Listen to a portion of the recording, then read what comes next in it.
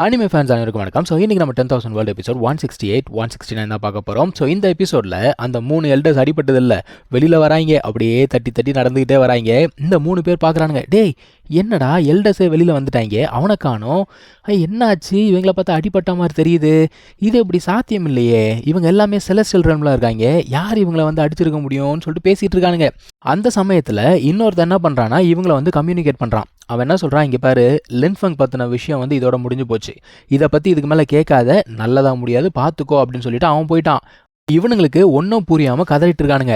இங்கே லின்ஃபங் பார்த்தீங்கன்னா 3 நாள் தான் ஆச்சு, பயபுள்ள ஆல்ரெடி அந்த கோல்டன் பாடி அப்படிங்கிறத ஃபார்ம் பண்ண ஆரம்பிச்சிட்டான். அதாவது அந்த டெக்னிக் இல்லாமல் நீ வந்து கோல்டன் பாடியை ஃபார்ம் பண்ண முடியாதுன்னு சொன்னாங்கல்ல, அவங்கெல்லாம் இப்போ ஆச்சரியமாக பார்க்குறாங்க, எப்படி இந்த பையனுக்கு இதெல்லாம் சாத்தியமாச்சு, எங்கேருந்து இந்த டிவைன் டெக்னிக்கை கற்றுக்கிட்டான் அப்படின்னு பார்க்குறாங்க. நம்ம ஆன்சஸ்டர் பார்க்குறாரு, இந்த பையன் என்னென்னமோ சீக்கிரட் வச்சிருக்கான்பா, ஒன்றும் புரியல அப்படிங்கிறாரு மனுஷன்.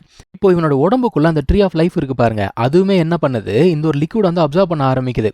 இந்த பொண்ணு பார்க்குறா, ஐயோ அவன் உடம்புக்குள்ளேருந்து என்னமோ வெளியில் வருது, அது என்னதுன்னு தெரியலையே அப்படிங்கிறா. அந்த மனுஷன் பார்க்குறான், அவன் உடம்புக்குள்ளே ஏதோ ஒன்று இருக்குமா, அதுதான் அப்சர்வ் பண்ணுது அப்படின்றப்போ, நீங்கள் என்ன சொல்கிறீங்க, அவன் உடம்புக்குள்ளே ஏதோ ஒன்று இருக்குன்னு சொல்கிறீங்களா அப்படிங்கிறா. அதை தானே சொல்கிறாங்க.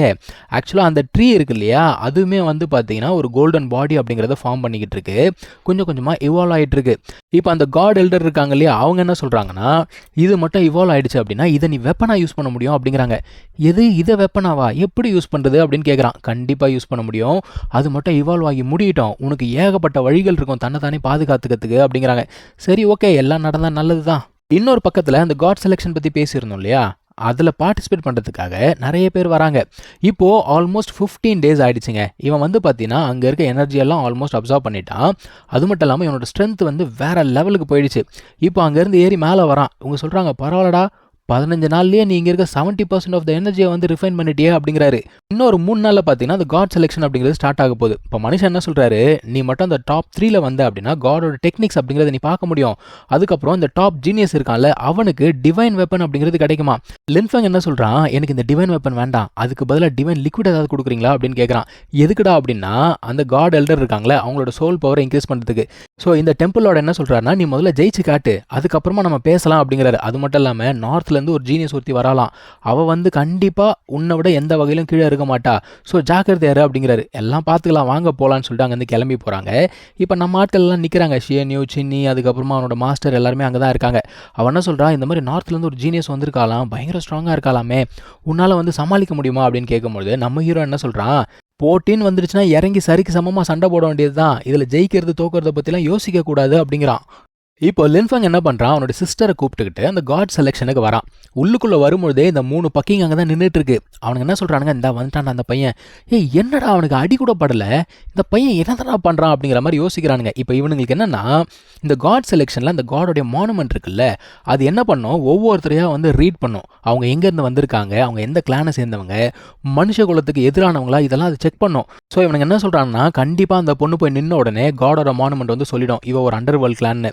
அதுக்கப்புறமா பார்ப்போம், இவன் வந்து ஹீரோன்னு சொல்லி சுற்றிக்கிட்டு இருக்கான்ல, அதுக்கப்புறம் எப்படி சுற்றுறான்னு பார்த்துலான்டான்றானுங்க. அதாவது அதோடு நிறுத்தினா பரவாயில்ல, இவங்களுடைய கான்டாக்ட்ஸ் எல்லாம் இருக்கும்ல, எல்லாரையும் போய் அலர்ட் பண்ணி விடுறேன், அதாவது எரியிற நெருப்பில் நம்ம வந்து எண்ணெயை ஊற்றி விடுவோன்றானுங்க. லின்ஃபங் உள்ளுக்குள்ளே போன உடனே இந்த ஒரு பொண்ணு வந்துட்டாப்பா, இவ தொல்லை பெருந்தொல்லையாக இருக்குது, நானும் பார்த்துன்னு இருக்கிறேன், இவன் எங்கே போனாலும் பின்னாடியே வந்து டார்ச்சர் பண்ணின்னு இருக்கிறா. இப்போ இவனுங்க மற்ற 2 பேர் பார்க்குறானுங்க, டேய் யாரா அந்த பையன், இங்கே இருக்கிற பியூட்டிஃபுல் கேர்ள்ஸ் எல்லாம் அவன் பின்னாடியே போய்கிட்டு இருக்காங்க அப்படிங்கிற மாதிரி ஒருத்தன் வயிறு ஏறிறான்.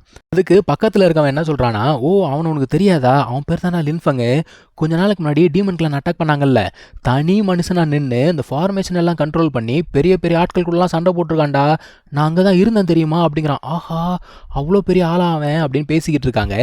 இப்போ அந்த இடத்துக்கு அந்த ஒரு பொண்ணை சொன்னாங்கல்ல, நார்த்தன் ரீஜன்லேருந்து ஒரு பொண்ணு இருக்கான்னு சொல்லிட்டு, அவள் ஆக்சுவலாக ஒரு பிரின்சஸ் போல் தெரியுது. அவள் வரும்போதே லின்ஃபங் பார்க்குறான், பார்த்தாலே தெரியுது இவள் பயங்கர ஸ்ட்ராங்காக இருக்கான்னு சொல்லிட்டு அந்த காட் எல்டர் இருக்காங்களா, அவங்க வெளில வந்து சொல்கிறாங்க, அவள் வந்து பார்த்தா சாதாரண ஆள் மாதிரி தெரியல, ஜாக்கிரதையாக இரு அப்படிங்கிறாங்க. சுற்றி இருக்க மற்ற பாயப்பிள்ளைங்களாம் பார்த்தீங்கன்னா இந்த பொண்ணை பார்த்தோன்னே ஜொல்லு விட ஆரம்பிச்சிடறாங்க, பா அவனடா பயங்கர பியூட்டிஃபுல்லாக இருக்கா அப்படிங்கிறாங்க. அது மட்டும் இல்லாமல் இவன் வந்து இந்த காட் க்ளோனெல்லாம் கொலை பண்ணியிருக்காளாம், அவளை பற்றி பயங்கர பெருமையாக பேசுகிறாங்க. ஆக்சுவலாக நம்ம ஹீரோ தான் நான் பண்ணியிருக்கான், அவனை பற்றி அவனாச்சும் பேசினானா, ஏன்னா இவன் ஒரு பிரின்சஸ் இல்லை. ஸோ இவனுங்க என்ன சொல்கிறானுங்க, இந்த காட் செலெக்ஷனில் இவன் கண்டிப்பாக டாப்பாக வருவா அப்படின்னு சொல்லும்போது இன்னொருத்த என்ன சொல்கிறான், அடையாப்பா நீ வேற, லின்ஃபங் இருக்கான், அவன் கூட டாப்பில் வரதுக்கு வாய்ப்பு இருக்குப்பா அப்படின்னு பேசிக்கிட்டு இருக்கானுங்க. இப்போ அந்த டைமில் அந்த டெம்பிளோட அந்த இடத்துக்கு வராருப்பா. காட் செலெக்ஷன் அப்படிங்கிறத ஸ்டார்ட் பண்ண வேண்டிய டைம் வந்துடுச்சு. ஆக்சுவலாக அந்த காட் செலெக்ஷன் எதுக்காக நடத்துகிறாங்க அப்படின்னா, இந்த அவுட்ஸ்டாண்டிங் இண்டிவிஜுவல்ஸ் இருப்பாங்கல்ல, அவங்களெல்லாம் செலக்ட் பண்ணி ஸ்பிரிச்சுவல் பாத்துன்னு சொல்லுவாங்க, அந்த பாத்தில் அனுப்புறதுக்கு தான். அங்கே எதுக்காக போகிறாங்கன்னா, அங்கே இருந்து இந்த டிவைன் ஸ்டோன்ஸ் எல்லாம் எடுத்துகிட்டு வரணும். அதை யூஸ் பண்ணி தான் இவங்க நிறைய பேரியர்ஸ் எல்லாம் செட் பண்ணியிருக்காங்க. ஸோ இவங்களை மோட்டிவேட் பண்ணணும் அப்படிங்கிறதுக்காக தான் இந்த ஒரு காட் செலெக்ஷன். இதில் டாப்பாக வராங்கல்ல, டாப் 3, அவங்களால இந்த காட் லெவல் டெக்னிக்ஸ் எல்லாம் கற்றுக்க முடியும். அது மட்டும் இல்லாமல் இந்த டாப் 10 இருக்காங்க பாருங்க, அவங்க வந்து பார்த்தீங்கன்னா ஒரு ஸ்பிரிட் ரிவர் இருக்கான், அதில் போய் குளிச்சு தன்னுடைய பாடியை வந்து கிளென்ஸ் பண்ணிக்க முடியும். ஸோ இது இல்லாமல் நிறைய டிவைன் வெப்பன்ஸ் அது எல்லாமே கிடைக்கும், நல்ல ட்ரைனிங் கிடைக்கும். ஆனால் இது எல்லாத்துக்கும் முன்னாடி ஒரு செலெக்ஷன் அப்படிங்கிறது இருக்குது. காடோடைய மானுமெண்ட் இருக்கும், அங்கே ஒரு செலெக்ஷன் நடக்கும். அதில் செலக்ட் ஆனால் தான் அடுத்த ரவுண்டுக்கே போக முடியும். இப்போ ஒவ்வொருத்தராக வந்து என்ன பண்ணுறாங்க, அவங்களோட கையை அங்கே வச்ச உடனே அந்த ஒரு மானுமெண்ட் வந்து இவங்களை அனலைஸ் பண்ணும்பா. அனலைஸ் பண்ணி இவனோட மார்ஷல் சோல் என்ன, அவன் எந்த லெவலில் இருக்கான், இவன் பாஸா ஃபெயிலா அப்படிங்கிறது சொல்லும். அதை பேஸ் பண்ணி தான் இவங்களை வந்து அடுத்த லெவலுக்கு அனுப்புவாங்க. இப்போ அந்த லூலி இருக்கா இல்லையா, அவள் போகிறா. அவளுக்கு வந்து பார்த்தீங்கன்னா எம்பரர் லெவல் மார்ஷல் சோல் அப்படிங்கிறது இருக்குது, கிளாஸ் கோல்டன் பாடி அப்படிங்கிறது இருக்குது. இது ஒரு ரேரான ஒரு விஷயம். அதுக்கப்புறமா அந்த பிரின்சஸ் இருக்கால, அவள் போகிறா. எல்லாருமே பார்த்துட்டு இருக்காங்க, இவளுக்கு கண்டிப்பாக வந்து எம்பரர் லெவல் மார்ஷல் சோலாவது இருக்கும்டா அப்படிங்கிறாங்க.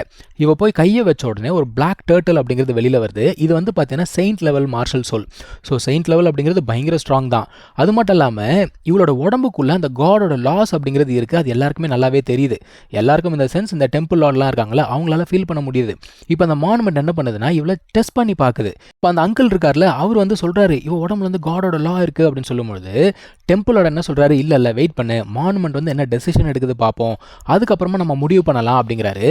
இப்போ அந்த ஒரு டெஸ்ட்டில் ஒன்றும் பெருசாக ஆகலைங்க. ஆல்மோஸ்ட் இவ உடம்புல காடோட லா இருக்குது அப்படிங்கிறத நம்மளோட எல்டர் இருக்காங்களா, அவங்க கூட கண்டுபிடிச்சிடறாங்க. ஆனாலும் அவங்க என்ன சொல்கிறாங்கன்னா, இல்லை என்னால் கன்ஃபார்மாக சொல்ல முடியல, அவளுடைய சோல்குள்ளே போனதான் எனக்கு தெரியும் அப்படின்னு சொல்லிட்டு இருக்காங்க. இப்போ அந்த மானுமெண்ட் வந்து இவளை அப்ரூவ் பண்ணிடுச்சு. அந்த சமயத்தில் அந்த அங்கிள் என்ன சொல்கிறாருன்னா, இல்லையே இவ உடம்புல வந்து காடோட லா இருக்கே அப்படின்னு சொல்லும்பொழுது இவர் டெம்பிளோட என்ன சொல்கிறாரு, அதெல்லாம் ஒன்றும் பிரச்சனை கிடையாது, இப்போ வந்து அந்த மானுமெண்ட்டை அப்ரூவ் பண்ணிடுச்சு. ஸோ இதுக்கு மேலே நம்ம இதில் பேச வேண்டியது ஒன்றுமே கிடையாது. இப்போ ஒரு ஜீனியஸ் இருக்காங்கன்னா அவங்களுக்கு கண்டிப்பாக நிறைய சீக்ரெட்ஸ் அப்படிங்கிறது இருக்கும். இவங்க மனித குலத்துக்கு எதிராக திரும்பாத வரைக்கும் நமக்கு எந்த பிரச்சனையும் கிடையாது அப்படின்னு சொல்கிறாரு. இப்போ அடுத்து வந்து பார்த்தீங்கன்னா சிங்கி போகிறாங்க, அதுக்கப்புறம் ஷியன்யூ போகிறா, கடைசியாக நம்ம லின்ஃபங் போகிறான். லின்ஃபங் போகும்போது எல்லாரும் பார்த்துட்டு இருக்காங்க. ஆஹா, இவன் என்னன்னு தெரியலையடா அப்படின்னு சொல்லிட்டு பார்க்குறாங்க.